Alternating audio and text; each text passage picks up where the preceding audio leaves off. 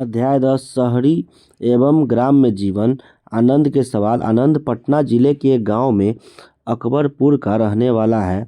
इसके पिताजी बेटा की चावल मंडी से कल ही चावल बेचकर आए हैं। आज सुबह सुबह उसके दादाजी धान काटने के लिए हसुआ को धार दिलवाने लोहार की भट्टी गए। साथ में आनंद भी गया था।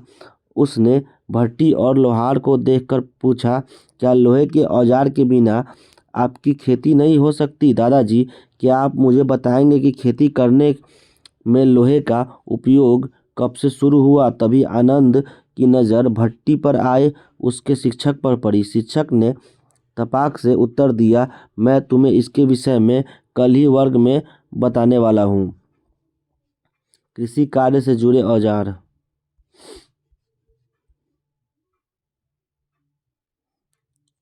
बच्चों, पिछले अध्याय में हमने पढ़ा है कि मौर्य सम्राट अशोक के शासनकाल में मगध का साम्राज्य उत्कर्ष पर था।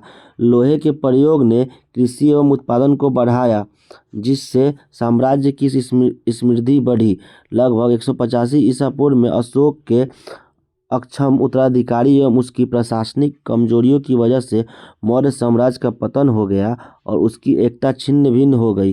परिणाम स्वरूप देश के अंदर कई छोटे छोटे राज्य अस्तित्व में आए। मगध में शुंग वंश एवं कण्व वंश, दक्षिण में सातवाहन वंश एवं कलिंग में खारवेल राजवंश की शासन की शुरुआत हुई।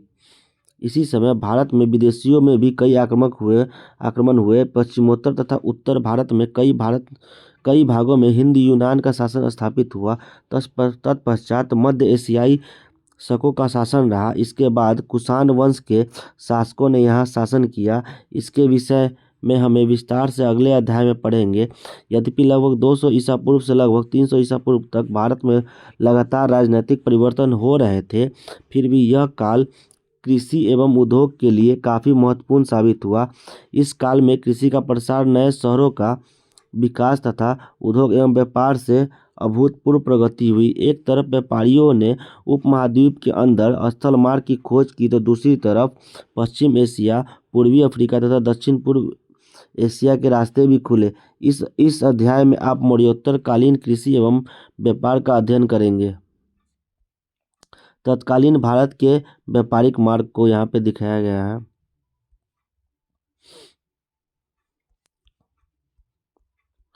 खेती का विकास।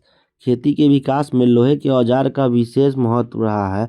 वैसे आप पढ़ चुके हैं कि खेती का प्रारंभ हजारों वर्ष पहले लोगों ने शुरू कर दिया था, लेकिन उत्पादन इतना अधिक नहीं था कि उसे लोग बाजार में जाकर बेच सके और अपनी अतिरिक्त ज़रूरतों को पूरा कर सके। मौर्योत्तर में लोगों के द्वारा जो लोहे के औजार बनाए गए, उससे खेती का काम तेजी से होने लगा।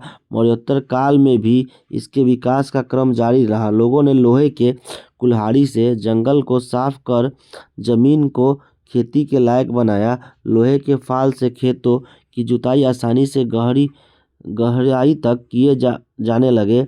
ऐसा नहीं था कि पहले खेती के लिए जंगलों को साफ नहीं किया जाता था, लेकिन लोहे की जगह लकड़ी, पत्थर और कांसे के औजारों का प्रयोग होता था। खेती के विकास में लोहे के औजारों के साथ साथ अधिरोपण तकनीकी का भी विशेष महत्व था। जैसे धान के बीज तैयार कर पुनः रोपने से उत्पादन में कई गुना वृद्धि हुई। सिंचाई की व्यवस्था। हमारे यहाँ खेती शुरू से ही मानसून पर निर्भर है। अगर वर्षा होती है तो खेती होगी, अन्यथा सूखा का सामना करना पड़ेगा। ऐसी ही परिस्थितियाँ होती है। अतः खेती के लिए सूखे से निपटने हेतु प्राचीन काल से ही प्रयास जारी है। उत्तर वैदिक काल में घंटी यंत्र के प्रयोग रेहट का वर्णन है। यद्यपि सिंचाई हेतु नहरों, कुओं, तालाबों और कृत्रिम झीलों का उपयोग मौर्योत्तर में भी होता था, लेकिन उसके बाद के शासकों ने इसे उत्तरोत्तर विकास किया, जिससे उत्पादन में वृद्धि हुई। सुदर्शन झील के बारे में। सुदर्शन झील का निर्माण सर्वप्रथम चंद्रगुप्त मौर्य ने करवाया था। यह गुजरात में स्थित है। सुदर्शन झील गुजरात में स्थित है। इस झील में सिंचाई के लिए नहरें निकाली गई, लेकिन 400 साल बाद आए भूकंप तूफान से इसके तटबंध टूट गए और उसका सारा पानी बह गया। इसकी जानकारी हमें रुद्रदामन नामक शासक के एक अभिलेख, जूनागढ़ अभिलेख से मिलती है। इसी अभिलेख से यह पता चलता है कि रुद्रदामन ने इसे दोबारा बनवाया था। इस झील में के तटबंधों को पहले से की अपेक्षा 3 गुना अधिक मजबूत बनाया गया। रुद्रदामन अपने अभिलेखों में यह भी जानकारी देता है कि इसके मरम्मत कार्य के लिए कोई अतिरिक्त कर या बेगार नहीं लिया गया। सारा खर्च सरकारी खजाने से किया गया। पुनः यह 300 वर्षों बाद टूट गया, जिसको बनवाने का कार्य बाद के गुप्त वंश के शासक स्कंदगुप्त ने किया। आप अपने शिक्षक की मदद से यहाँ चर्चा करें कि आपके इलाके में सिंचाई की कौन कौन सी साधन उपयोग में आते हैं। क्या वे किसानों के खेतों की सिंचाई के लिए पूर्ण रूप से सक्षम है? क्या सिंचाई के उन साधनों में किसान संतुष्ट हैं? से खेती के विकास के फायदे। सिंचाई एवं औजारों के प्रयोग से अनाज का उत्पादन बढ़ा, लोगों को खेती में के कार्य में रोजगार मिला और साथ ही साथ उनकी मजदूरी भी बढ़ी। राजाओं द्वारा सिंचाई का प्रबंधन किए जाने से एक उत्पादकता बढ़ने के उनमें पहले की अपेक्षा अधिक राजस्व प्राप्त होने लगा। राजा को अधिक धन की प्राप्ति ने उसे महल बनाने, सेना रखने एवं किला बनाने के लिए साधन उपलब्ध कराए। अधिक उत्पादन के उद्योगों को भी प्रोत्साहन उद्योगों ने अधिक उत्पादन ने उद्योगों को भी प्रोत्साहन दिया। व्यापार का विकास इनका एक प्रमुख परिणाम था। व्यापार इस काल में व्यापार एवं वाणिज्य का विकास बड़े पैमाने पर हुआ। व्यापार की प्रगति के लिए मौर्योत्तर में ही कई स्थल मार्गों का निर्माण एवं विकास किया गया था। पाटलिपुत्र से तक्षशिला तथा पाटलिपुत्र से ताम्रलिप्ति बंगाल को जोड़ने वाली सड़कें स्थलीय व्यापार के ये महत्वपूर्ण साधन थे। मौर्योत्तर काल में दक्षिण भारत में व्यापारिक मार्गों का विकास हुआ। कुछ व्यापारिक मार्ग मध्य एशिया और पश्चिम एशिया से भी जुड़े थे। उत्तर पश्चिम भारत में हिंदुस्तानी शक, कुषाण आदि शासकों के राज्य स्थापित होने के से महाद्वीप का पश्चिम एवं मध्य एशिया से घनिष्ठ संबंध स्थापित हुआ। मध्य एशिया से भारत होते हुए एक व्यापारिक मार्ग गुजरता था जो चीन को रोमन साम्राज्य के पश्चिम प्रांतों से जोड़ता था। यह रेशम मार्ग था, क्योंकि चीन से होने वाले रेशम का व्यापार प्रायः इसी मार्ग से होता था। रोमन साम्राज्य से होने वाले व्यापार का एक बड़ा भाग इसी क्षेत्र से जुड़ा हुआ था। रोम भारत में निर्मित विलासिता की सामग्री जैसे रेशम, मसाला, मोती, हाथी दांत से बने आभूषण आदि का एक बड़ा ग्राहक था। संगमकालीन व्यापार दक्षिण भारत में 2री शताब्दी ईसा पूर्व से लेकर 3री शताब्दी तक काल संगम काल के नाम से जाना जाता है। इस दौरान दक्षिण भारत में व्यापार वाणिज्य के प्रमाण मिलते हैं। संगम साहित्य के अनुसार यहाँ की भूमि काफ़ी उर्वर थी। पर्याप्त मात्रा में अनाज, फल फूल, मसाले, मांस एवं मछली यहाँ के लोगों को उपलब्ध थे। कृषि से प्राप्त राजस्व आय का प्रमुख स्रोत था, लेकिन आंतरिक एवं विदेशी व्यापार संगम काल की समृद्धि का मुख्य कारण था। कई बंदरगाह वाले शहर व्यापार के केंद्र थे, जिनमें पुहाड़ भी एक था। सर्वाधिक लाभप्रद समुद्री व्यापार दक्षिण भारत से होने वाला रोमन व्यापार था। दक्षिण भारत के 3 राजवंश के शासकों चोल, पांड्य और चेर ने संगमकालीन व्यापार को काफ़ी उन्नत बनाया। संगम काल का तात्पर्य कवियों की सभा से है। दक्षिण भारत के शासक समय समय पर तमिल कवियों की सभा आयोजित करवाते थे। इन कवियों का काम ऐसे साहित्य की रचना करना था जिससे तत्कालीन अर्थव्यवस्था, व्यापार तथा वाणिज्य एवं शिल्प आदि की जानकारी सभी को मिल सके। इसके द्वारा लिखे गए साहित्य में से हमें सुदूर दक्षिण में 3 प्रमुख राज्यों पांड्य, चोल और चेर के उद्भव और विकास का विवरण प्राप्त होता है। पुहाड़ की व्यापारिक गतिविधियां एवं अवलोकन। पुहाड़ संगम काल का एक काफ़ी सुविधाजनक बंदरगाह था जो भारत के पश्चिमी तट पर स्थित था। यहाँ विदेशों के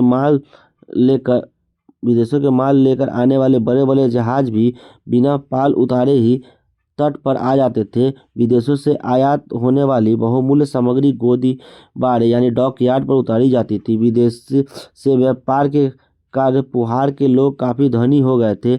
इस नगर में अनेक ऊंचे ऊंचे और भव्य भवन थे। ये भवन कई मंजिल वाले थे। इसमें अलग अलग कक्ष थे। प्रत्येक भवन में गलियारे, बरामदे तथा अनेक कमरे होते थे। इन भवनों में ऊपर तो धनी व्यापारियों का परिवार रहता था और नीचे की मंजिल का उपयोग व्यापार के लिए होता था।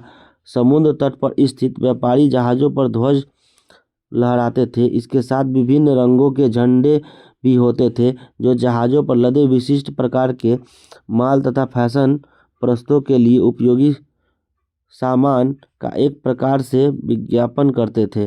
क्या आपके गांव एवं शहर के व्यापारी भी इतने ही समृद्ध होते हैं जितने पुहार के व्यापारी थे?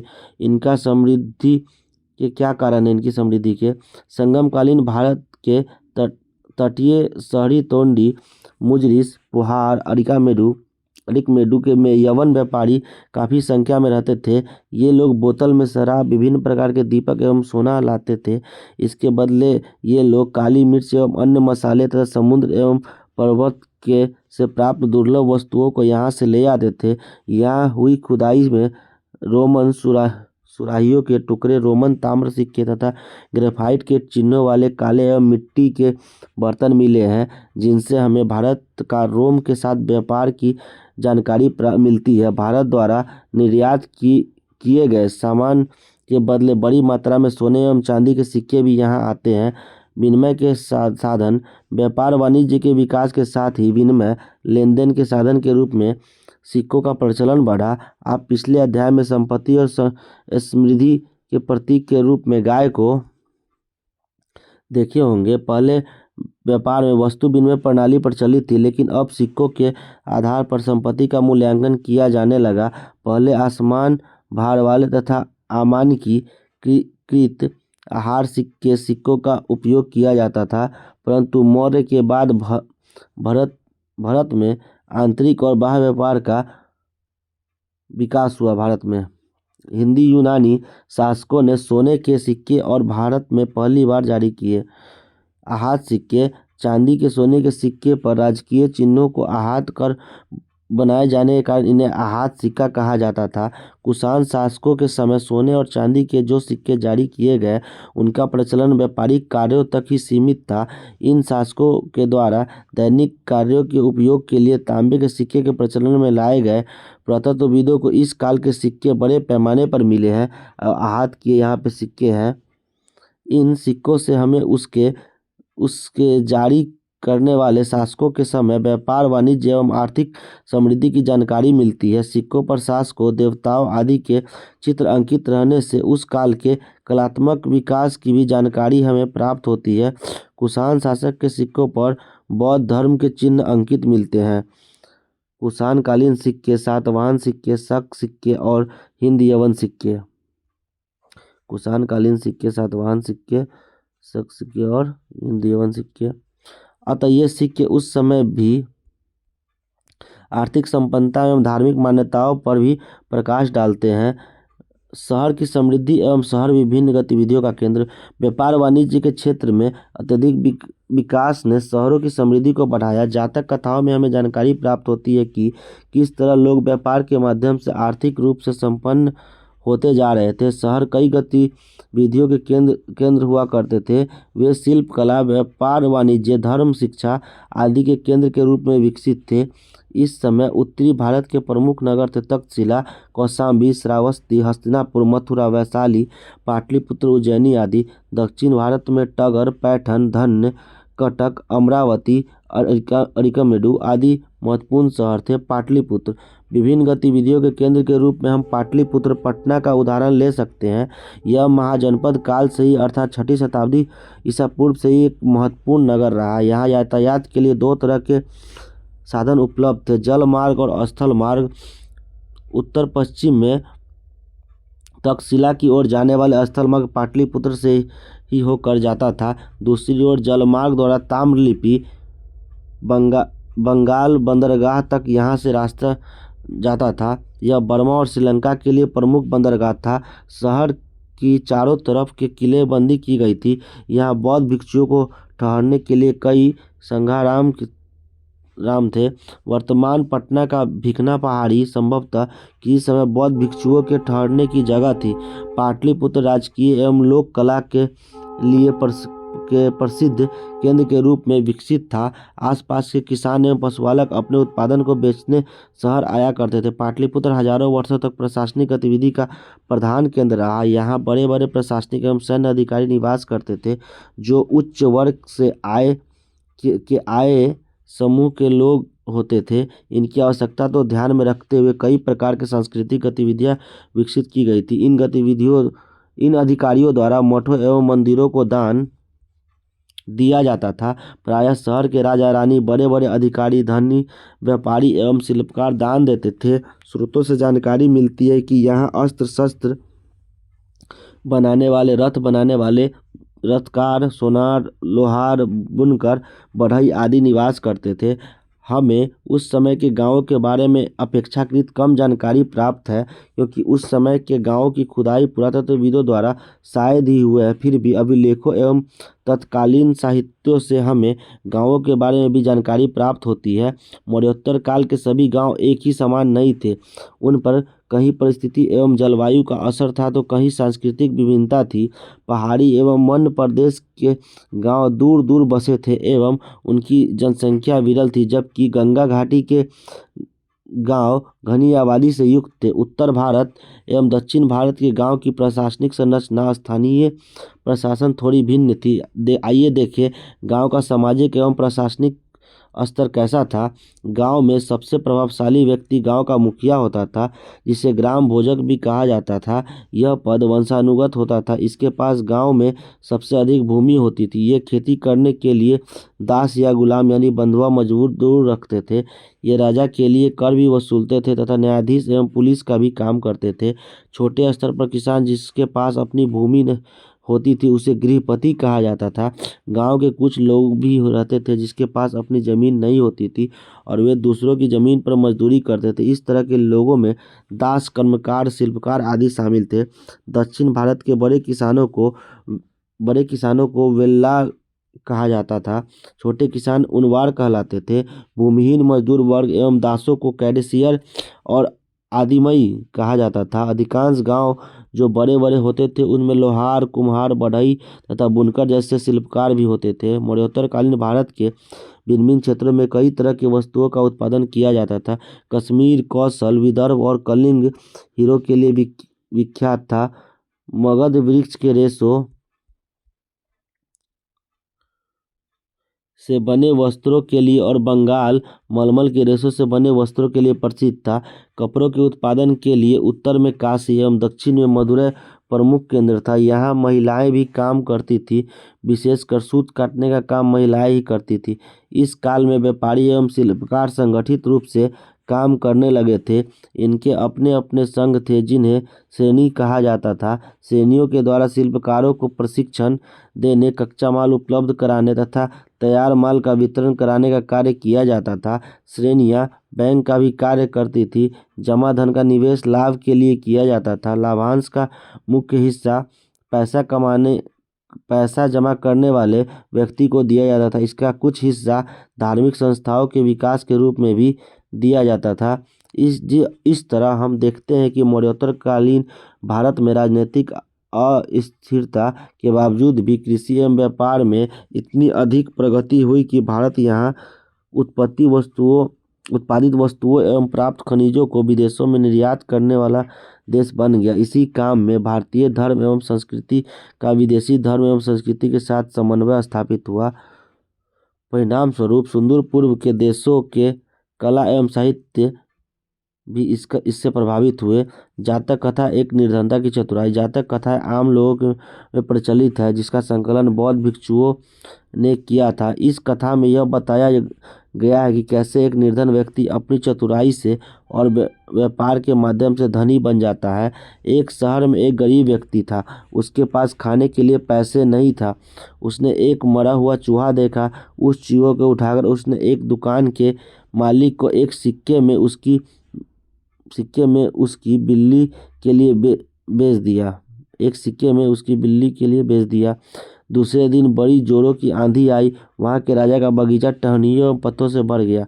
राजा का माली उसे साफ करने के लिए परेशान था। तभी इस व्यक्ति ने बगीचे की सफाई का काम माली से इस शर्त पर ले लिया कि बदले में माली सारी टहनियाँ एवं पत्ते उसे देगा। माली तुरंत तैयार हो गया। उसी समय पास में बहुत बच्चे खेल रहे थे। व्यक्ति ने उन्हें मिठाई का लालच देकर टहनियाँ एवं पत्ते बाहर रखने को कहा। देखते ही देखते बगीचा बिल्कुल साफ हो गया और टहनियाँ एवं पत्ते एक जगह जमा हो गए। तभी राजा का कुम्हार कुम्हार बर्तन पकाने के लिए ईंधन की तलाश में उधर से गुजर रहा था। उस चतुर व्यक्ति ने उन टहनियों एवं पत्तों को उसके हाथ बेच दिया, जिससे उसके पास कुछ पैसे इकट्ठा हो गए। उसके बाद उस व्यक्ति ने एक चतुराई सूझी। उसने एक बड़े बर्तन में पानी लेकर घास काटने वाले 500 व्यक्तियों को पानी पिलाया। उसकी सेवा भक्ति देखकर घास काटने वालों ने उससे कहा, तुमने हमारी प्यास बुझाई है, बोलो हम तुम्हारे लिए क्या कर सकते हैं। उस व्यक्ति ने जवाब दिया, मैं आपको तब बताऊंगा जब मुझे आपकी सहायता की आवश्यकता होगी। चतुर व्यक्ति ने उसके बाद एक व्यापारी से दोस्ती कर ली। उस व्यापारी ने उसको बताया कि कल 500 घोड़ों के साथ एक बड़ा व्यापारी शहर में आ रहा है। तभी उस व्यक्ति ने घास काटने वालों के पास जाकर कहा, कल तुम सभी मुझे एक एक गट्ठर घास देना, तब तक अपनी घास मत बेचना जब तक कि मेरी पूरी घास नहीं बिक जाए। इस तरह उस व्यक्ति के पास 500 गट्ठर घास जमा हो गए। जब घोड़े के व्यापारी को कहीं घास नहीं मिला तो उसने उस व्यक्ति से 1000 सिक्के में इसके सारे घास खरीद लिए। इस तरह देखते ही देखते अपनी चतुराई से निर्धन व्यक्ति धनी बन गया। बच्चों, क्या आप बताएंगे घोड़ों का व्यापारी अपने 500 घोड़ों के साथ शहर क्यों आया होगा?